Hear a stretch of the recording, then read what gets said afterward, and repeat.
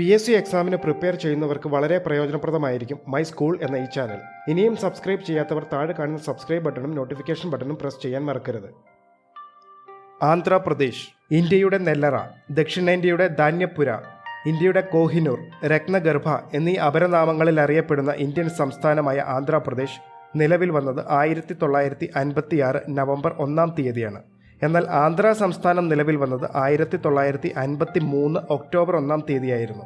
ഭാഷാടിസ്ഥാനത്തിൽ നിലവിൽ വന്ന ആദ്യ ഇന്ത്യൻ സംസ്ഥാനമായ ആന്ധ്ര സംസ്ഥാനത്തിൻ്റെ രൂപീകരണത്തിനായി നിരാഹാരമനുഷ്ഠിച്ച സ്വാതന്ത്ര്യ സമര സേനാനിയാണ് അമരജീവി എന്നറിയപ്പെടുന്ന പോറ്റി ശ്രീരാമലു. ഇദ്ദേഹത്തിൻ്റെ സ്മരണാർത്ഥം നാമകരണം ചെയ്യപ്പെട്ട ജില്ലയാണ് പോറ്റി ശ്രീരാമലു നെല്ലൂർ ജില്ല അഥവാ നെല്ലൂർ ജില്ല. ആന്ധ്രാപ്രദേശിൻ്റെ തലസ്ഥാന നഗരമായ അമരാവതിയിൽ തന്നെയാണ് ഹൈക്കോടതിയും സ്ഥിതി ചെയ്യുന്നത്. ബ്ലാക്ക് ബക്ക് അഥവാ കൃഷ്ണമൃഗം ഇവിടുത്തെ സംസ്ഥാന മൃഗം എന്നറിയപ്പെടുമ്പോൾ റോസ് റിംഗ്ഡ് പാരാക്കീറ്റ് സംസ്ഥാന പക്ഷി എന്നറിയപ്പെടുന്നു. ആന്ധ്രാപ്രദേശിൻ്റെ സംസ്ഥാന വൃക്ഷം വേപ്പും സംസ്ഥാന പുഷ്പം മുല്ലയുമാണ്. YSR റെഡ്ഡി അഥവാ YS രാജശേഖര റെഡ്ഡിയുടെ പേര് നൽകിയ ആന്ധ്രാപ്രദേശിലെ ജില്ലയാണ് കടപ്പ ജില്ല. ഇന്ത്യയുടെ മുട്ടപ്പാത്രം എന്നറിയപ്പെടുന്ന ഈ സംസ്ഥാനമാണ് ദക്ഷിണേന്ത്യയിൽ ഏറ്റവും കൂടുതൽ കടൽത്തീരമുള്ള സംസ്ഥാനം.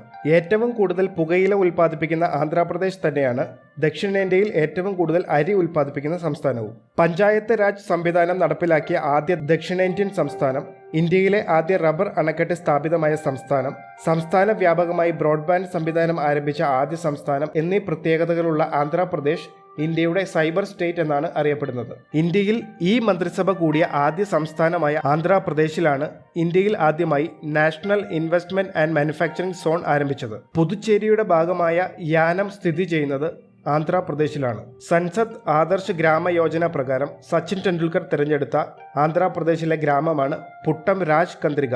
ഇന്ത്യയിൽ ഏറ്റവും കൂടുതൽ തിയേറ്ററുകളുള്ള സംസ്ഥാനമായ ആന്ധ്രാപ്രദേശിലെ പക്ഷി സങ്കേതമാണ് നേലപ്പാട്ട് പക്ഷി സങ്കേതം. ആന്ധ്രാപ്രദേശിൽ സ്ഥിതി ചെയ്യുന്ന കുന്നുകളാണ് ഹോഴ്സിലി കുന്നുകൾ. ഇവിടുത്തെ തനത് കലാരൂപമാണ് കുച്ചുപ്പുടി.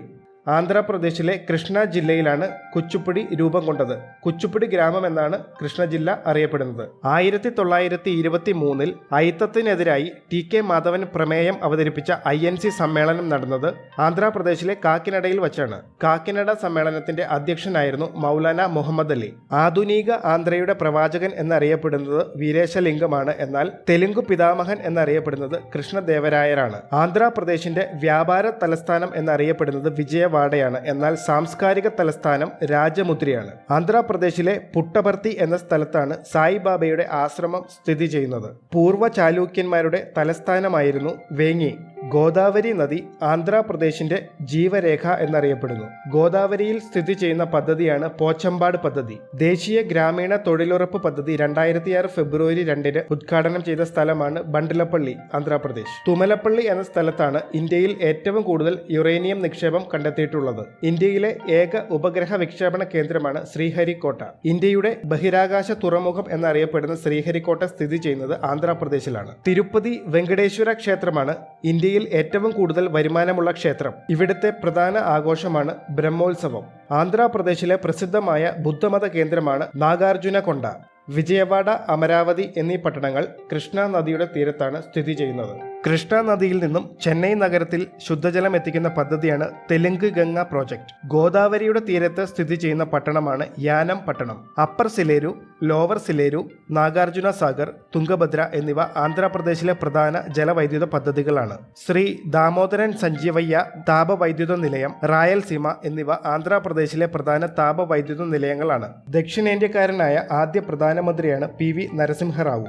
ആന്ധ്രാപ്രദേശിൽ സ്ഥിതി ചെയ്യുന്ന സുവോളജിക്കൽ പാർക്കാണ് ഇന്ദിരാഗാന്ധി സുവോളജിക്കൽ പാർക്ക്. ആന്ധ്രാപ്രദേശിന്റെ തലസ്ഥാനമായ അമരാവതിയുടെ നിർമ്മാണവുമായി സഹകരിക്കുന്ന രാജ്യമാണ് സിംഗപ്പൂർ.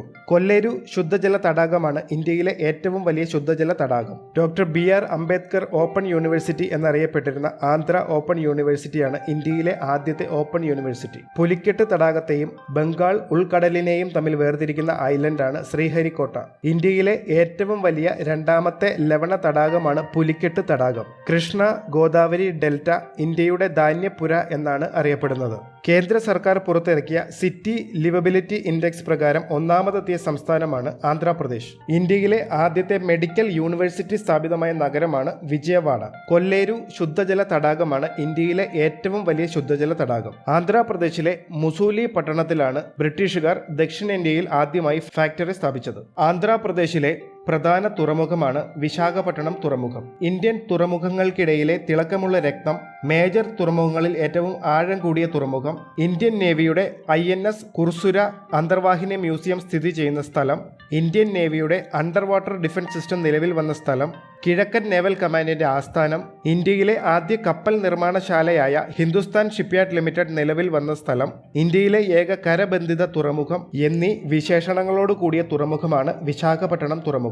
കൃഷ്ണ, ഗോദാവരി, നാഗാവല്ലി, പാലാർ, പൊന്നാർ, വംശധാര എന്നിവയാണ് ആന്ധ്രാപ്രദേശിലെ പ്രധാന നദികൾ. ശ്രീ വെങ്കടേശ്വര ദേശീയോദ്യാനം, ഇന്ദിരാഗാന്ധി സുവോളജിക്കൽ പാർക്ക്, പാപികൊണ്ട ദേശീയോദ്യാനം എന്നിവ ഇവിടുത്തെ പ്രധാന ദേശീയോദ്യാനങ്ങളാകുമ്പോൾ റോളപ്പാട് വന്യജീവി സങ്കേതം, കൃഷ്ണ വന്യജീവി സങ്കേതം, കമ്പലകൊണ്ട വന്യജീവി സങ്കേതം, കൊറിങ്ക വന്യജീവി സങ്കേതം എന്നിവയാണ് ആന്ധ്രാപ്രദേശിലെ പ്രധാന വന്യജീവി സങ്കേതങ്ങൾ. രണ്ടാം മദ്രാസ് എന്നറിയപ്പെടുന്ന കാക്കിനഡ തന്നെയാണ് ഫെർട്ടിലൈസർ നഗരം എന്നറിയപ്പെടുന്ന ആന്ധ്രാപ്രദേശിലെ സ്ഥലം. Indian institute of oil palm research സ്ഥിതി ചെയ്യുന്നത് പെഡവേഗി എന്ന സ്ഥലത്താണ്. അതുപോലെ കേന്ദ്ര പുകയില ഗവേഷണം സ്ഥിതി ചെയ്യുന്നത് ആന്ധ്രാപ്രദേശിലെ രാജമുദ്രയിലാണ്. ആന്ധ്ര സംസ്ഥാനത്തിന്റെ ആദ്യ മുഖ്യമന്ത്രിയാണ് ആന്ധ്ര കേസരി എന്നറിയപ്പെടുന്ന ടി പ്രകാശം. എന്നാൽ ആന്ധ്രാപ്രദേശിന്റെ ആദ്യ മുഖ്യമന്ത്രിയാണ് നീലം സഞ്ജീവ റെഡ്ഡി. ആന്ധ്രാ ഭോജൻ എന്നറിയപ്പെടുന്നത് കൃഷ്ണദേവരായർ. ഈ വീഡിയോ ഇഷ്ടമായെങ്കിൽ താഴെ കാണുന്ന ലൈക്ക് ബട്ടൺ അമർത്തുന്നതോടൊപ്പം സുഹൃത്തുക്കളിലേക്ക് ഷെയർ ചെയ്യാനും മറക്കരുത്. നിങ്ങളുടെ അഭിപ്രായങ്ങളും നിർദ്ദേശങ്ങളും താഴെ കമന്റ് ബോക്സിൽ രേഖപ്പെടുത്തണമെന്ന് അഭ്യർത്ഥിച്ചുകൊണ്ട് ഈ വീഡിയോ ഇവിടെ അവസാനിക്കുന്നു. താങ്ക്